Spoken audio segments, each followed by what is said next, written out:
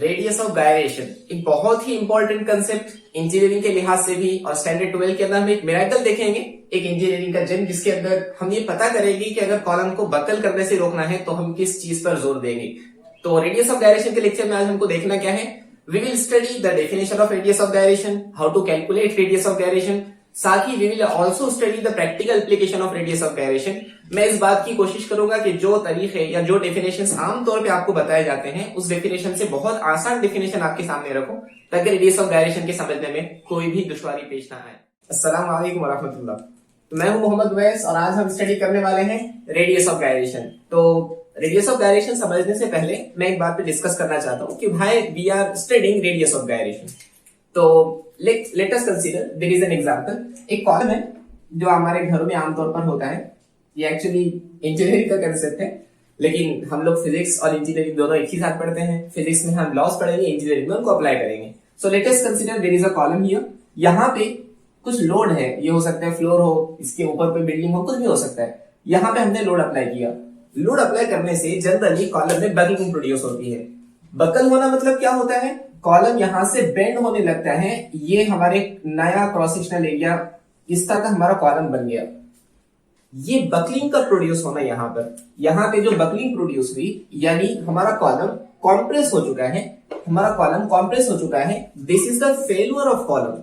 मतलब इमेजिन करें, आप घर के अंदर बैठे हुए थे, कॉलम ने पूरे घर का लोड उठाया हुआ था, बकलिंग प्रोड्यूस होने लगी, तो फ्लोर नीचे आने लगेगा ना, आप जिंदा कैसे रह सकते थे घर के अंदर। तो this is the failure of column. हम चाहते हैं कि ये चीज अवॉइड हो। ये अवॉइड करना मतलब क्या, we don't want to produce the rotational motion in the column. ये बात जरा समझे, यहाँ पे कॉलम रोटेट हो रहा है, बेंड हो रहा है, ऐसे बेकर हो रहा है, इस तरह था, ये इस तरह बेंड हो गया, that means it is producing rotational motion. हम चाहते हैं कि यहाँ रोटेशनल मोशन प्रोड्यूस ना हो। ये बात समझे, रोटेशनल मोशन प्रोड्यूस नहीं होना, इसके माने क्या है, पहले वो स्टेट ऑफ रेस्ट में था, बाद में भी, यानी लोड अप्लाई करने के बाद भी स्टेट ऑफ रेस्ट में ही रहे, वो अपने स्टेट को चेंज करने का अपोज करे। करेक्ट, यहाँ पे वो रेस्ट में था, यहाँ पे उसमें बकलिंग आना शुरू हुई, that means it is going from state of rest to state of motion. वो कौन सी चीज है जो रोटेशनल मोशन का अपोज करती है, मतलब inertia of rotational motion, and that is the moment of inertia. मतलब हम चाहेंगे कि मोमेंट ऑफ इनर्शिया यानी अपोजिशन टू बकलिंग या अपोजिशन टू रोटेशनल मोशन बहुत ज्यादा हो। जितना मोमेंट ऑफ इनर्शिया ज्यादा होगा उतना कॉलम बकलिंग का अपोज करेगा, उतनी बाकी चीजें भी रोटेशनल मोशन का अपोज करेंगी। तो हम ऐसा कॉलम चूज करेंगे जिसका मोमेंट ऑफ इनर्शिया ज्यादा से ज्यादा हो। जितना मोमेंट ऑफ इनर्शिया ज्यादा, उतना अपोजिशन ज्यादा, उतना हम हमारे घर में, हमारी बिल्डिंग में, हमारी मशीनरी में सेफ रह सकते हैं, बकलिंग नहीं हो सकती है। लेकिन यहाँ एक ऐसा चीज आती है जिसमें हम देखेंगे रेडियस ऑफ गायरेशन यूज क्यों करना है। तो प्रॉब्लम ये होता है, कंसीडर करें दो कॉलम आपके पास है, ये भी एक कॉलम है और ये भी एक कॉलम है। इन दोनों का मोमेंट ऑफ इनर्शिया सेम है। इसका भी moment of inertia 10 kilogram metre square है, इसका भी moment of inertia 10 kilogram metre square है। अब मोमेंट ऑफ इनर्शिया सेम आ गया, that means opposition to change भी सेम आ गया। लेकिन ऐसी बात नहीं होती है। यहाँ पे जब आप बकलिंग का केस या कॉलम की स्टडी कर रहे होते हैं इंजीनियरिंग फील्ड में, हम वहां पे मोमेंट ऑफ इनर्शिया से ज्यादा इंपॉर्टेंस किसी और चीज को देते हैं, that is the radius of gyration. यहाँ हम जब सेम मोमेंट ऑफ इनर्शिया ले लें, सेम बॉडीज हैं, सेम मोमेंट ऑफ इनर्शिया है, लेकिन बकलिंग इफेक्ट दोनों में अलग अलग होता है। इसके पीछे का राज क्या है, उसको हमको पढ़ना है रेडियस ऑफ गायरेशन के फॉर्म में। At the end of the lecture आप ये चीज सब कुछ समझ लेंगे कि हम जब मोमेंट ऑफ इनर्शिया निकालना चाहे या अपोजिशन टू चेंज निकालना चाहे तो हमको रेडियस ऑफ गायरेशन की जरूरत पड़ती है मोमेंट ऑफ इनर्शिया के साथ साथ। और वो क्यों पड़ती है, इस क्वेश्चन का आंसर लेक्चर होने से पहले आपको मिल जाएगा इंशाल्लाह। तो समझते हैं what is the meaning of radius of gyration. मैं थोड़ा सा रिवाइज कर लूं। हमने सीखा है moment of inertia. Moment of inertia कैसे कैलकुलेट किया जाता है, मोमेंट ऑफ इनर्शिया कैलकुलेट करने के लिए फॉर्मूला है summation of mass of the particle and square of distance of the particle from axis of rotation. Particle एक से n नंबर तक पार्टिकल किसी बॉडी में हो सकते हैं। दूसरा तरीका इंटीग्रेट कर लो, कंटिन्यूअस बॉडी है तो। इस तरह हम मोमेंट ऑफ इनर्शिया कैलकुलेट कर सकते हैं। What is the meaning of radius of gyration, let consider there is a body out here.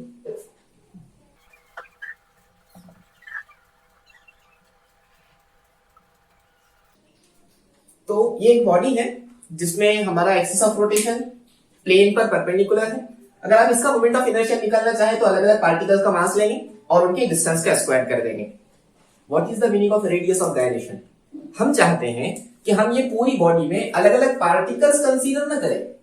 हम चाहते हैं कि हम सिर्फ एक पार्टिकल कंसीडर करें, ओनली अ सिंगल पार्टिकल। और इस पार्टिकल का मास कितना होगा? इस पार्टिकल का मास पूरे बॉडी के मास के बराबर होगा। इस बात को जरा समझें। सबसे पहली स्टेप हमने क्या किया, पूरी बॉडी कंसीडर नहीं किया, हमने बॉडी को सिर्फ एक पार्टिकल की शक्ल में माना है।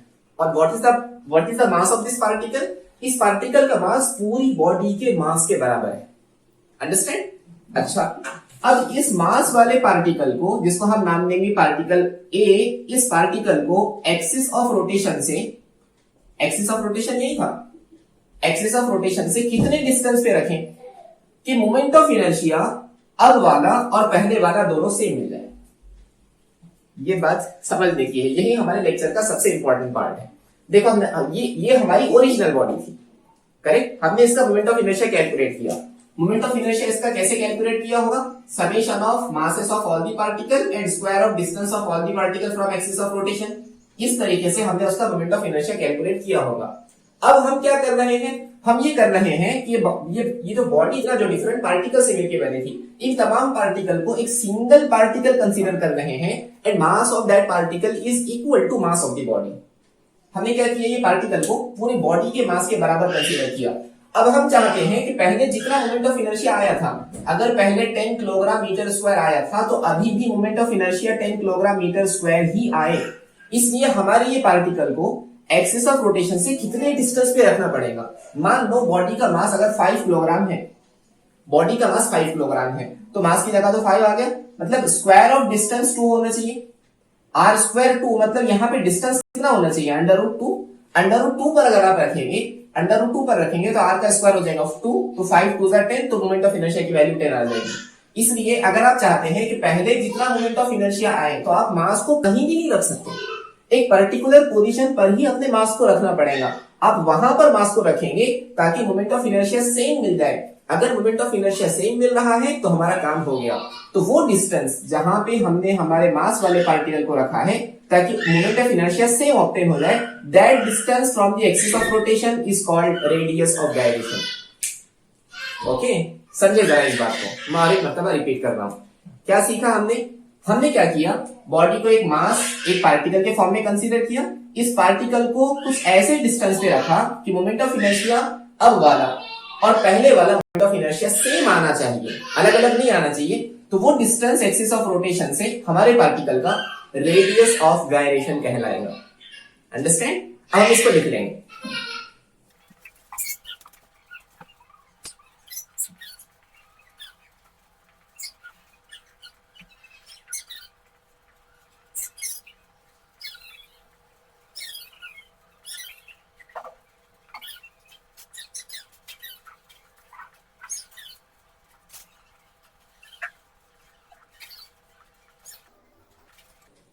This is the definition of radius of gyration. क्या है डेफिनेशन रेडियस ऑफ गायरेशन की?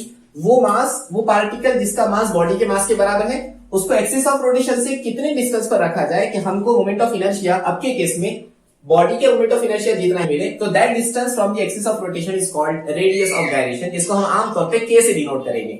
अच्छा, यहाँ के केस में अगर मैं आपसे पूछूं कि what is the formula for moment of inertia, तो आप कहेंगे यहाँ पे पार्टिकल सिर्फ एक है, लेकिन पार्टिकल का मास कितना है? बॉडी के मास जितना, मास इनटू डिस्टेंस स्क्वायर। कहां से डिस्टेंस? एक्सिस ऑफ रोटेशन से। So what is the distance of this particle from axis of rotation? That distance is K. So mk square is the formula for moment of inertia now. तो this is the concept of moment of inertia. दूसरा सवाल ये आता है कि moment of inertia तो ठीक है, रेडियस ऑफ गायरेशन निकालने की पता नहीं क्या जरूरत थी, तो हम रेडियस ऑफ गायरेशन को यूज कहां करते हैं? रेडियस ऑफ गायरेशन को हम यूज कहां करते हैं? मैं दोनों फॉर्मूलेस लिख लेता हूं। Let consider there is a ring out here. अगर रिंग है तो रिंग का मोमेंट ऑफ इनर्शिया का formula about an axis passing through centre perpendicular to plane is mr square. उसी तरह मोमेंट ऑफ इनर्शिया का दूसरा फॉर्मूला mk स्क्वायर भी है in the form of radius of gyration. हम इन दोनों को अगर इक्वेट कर दें, इन दोनों को अगर हम इक्वेट कर दें तो IR इक्वल्स टू I हो जाएगा। Moment of inertia of ring है mr square is equals to moment of inertia का फॉर्मूला रेडियस ऑफ गायरेशन के फॉर्म में mk square. this n cancel, that means k is equals to r। Radius of gyration की value radius के बराबर आई। हम radius of gyration use करते हैं distribution of mass को कैलकुलेट करने के लिए। मैं रिपीट कर रहा हूं, हम रेडियस ऑफ गायरेशन को यूज करते हैं डिस्ट्रीब्यूशन ऑफ मास को कैलकुलेट करने के लिए। जितना ज्यादा रेडियस ऑफ गायरेशन होगा उसके माने मास एक्सिस ऑफ रोटेशन से उतना दूर डिस्ट्रीब्यूटेड है।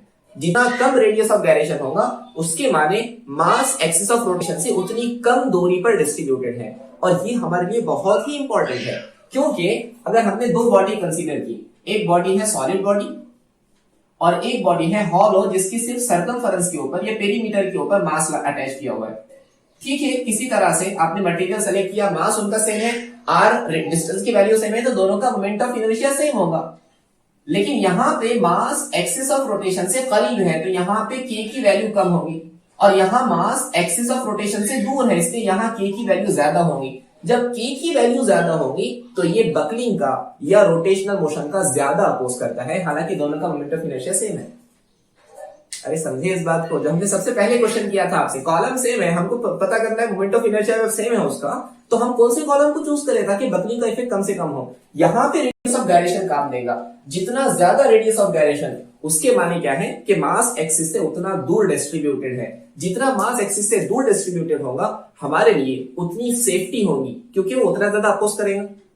समझिए इस बात को। इसलिए हम कोशिश ये करेंगे कि कोई भी कंपोनेंट जब भी चूज करें तो उसमें रेडियस ऑफ गायरेशन की वैल्यू ज्यादा से ज्यादा होनी चाहिए। हमने ऑब्जर्व किया है कि अगर हम सर्कुलर ऑब्जेक्ट कंसीडर करें, जैसे कि रिंग है, डिस्क है, स्फीयर्स है, इसमें सबसे ज्यादा रेडियस ऑफ गायरेशन की वैल्यू रिंग के केस में आती है।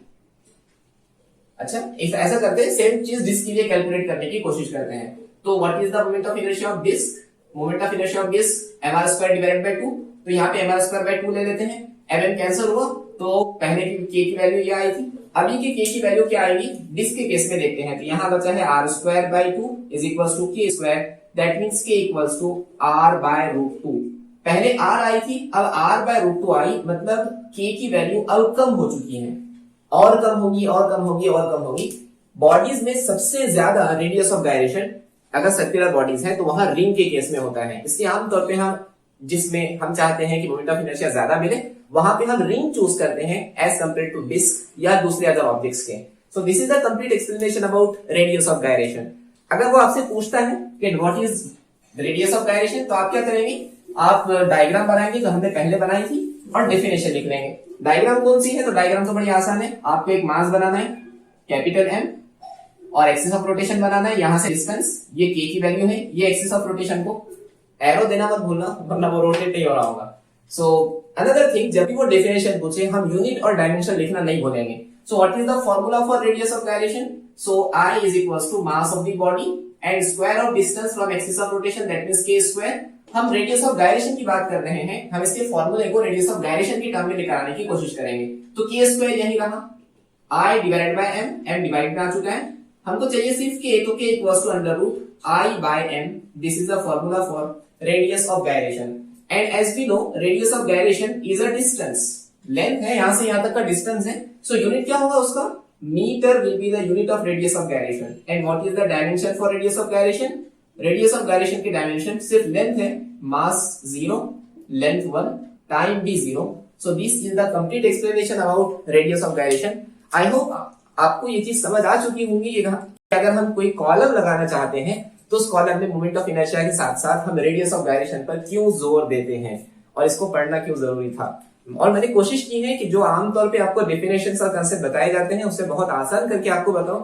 आपको अगर हमारा लेक्चर पसंद आया है तो प्लीज इसको लाइक करें, अपने दोस्तों के साथ शेयर करें, हमारे चैनल के साथ जुड़े रहने के लिए सब्सक्राइब भी करें। अगर आपके कोई डाउट्स हैं तो कमेंट सेक्शन में